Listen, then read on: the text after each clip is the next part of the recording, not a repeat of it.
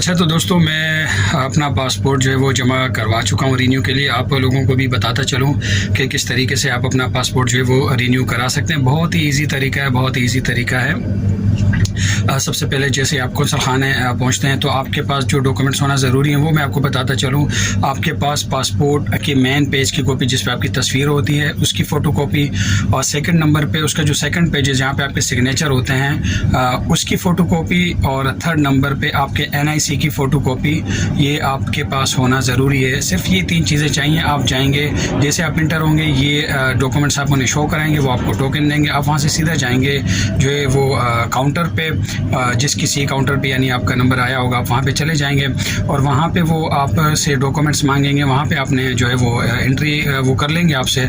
उसके बाद फिर आपको सेकंड काउंटर पे जाना होगा, वहाँ पे वो आपसे थंब लेंगे।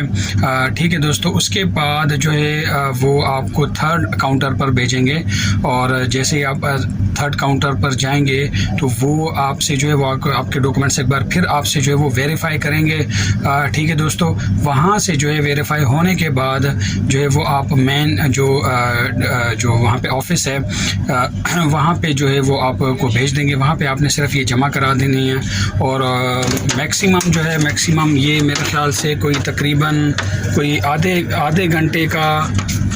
घंटे का भी प्रोसीजर मुश्किल से होगा मैक्सिमम। तो कोई टाइम का कोई इशू नहीं है कि यहाँ पे आप सुबह जाएं और फिर शाम को वापस आएँ, कोई ऐसा इशू नहीं है।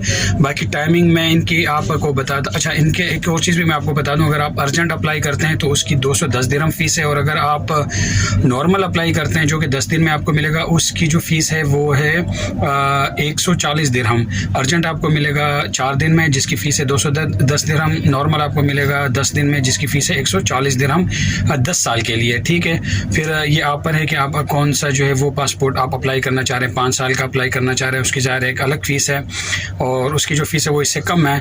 और अगर आप 10 साल के लिए अप्लाई करना चाह रहे हैं तो उसकी यही फ़ीस है जो मैंने आपको बताई है। ठीक है दोस्तों, अच्छा इसके बाद इसका जो टोकन आपको दिया जाएगा जो वो आपने संभाल के रखना है, और आपने जो है वो एक बार कोशिश करनी है कि जाने से एक बार पहले कॉल करके उनसे कंफर्म कर लेना अपने पासपोर्ट के बारे में। अगर आ गया है तो आप जाके जो है वो अपना पासपोर्ट जो है वो आप वहाँ से कलेक्ट कर लेंगे। ठीक है दोस्तों, ये बहुत ईजी सा प्रोसीजर है, बहुत ईजी सा प्रोसीजर है, और कोई इसमें मुश्किल नहीं है, किसी किस्म की कोई प्रॉब्लम नहीं है। और इसके अलावा भी अगर आप लोगों का कोई सवाल है आप कमेंट बॉक्स में बिल्कुल पूछ सकते हैं। ठीक है दोस्तों, इंशाल्लाह कुछ नई अपडेट के साथ मैं आप के सामने फिर हाजिर होऊंगा। जब तक के लिए इजाज़त। चैनल को सब्सक्राइब नहीं किया तो सब्सक्राइब कर दें, लाइक एंड शेयर भी कर दें ताकि मज़ीद लोग जो हैं वो इससे मुस्तफ़ीद हो सके। ठीक है दोस्तों, अपना बहुत सा ख्याल रखिएगा। अल्लाह निगहबान।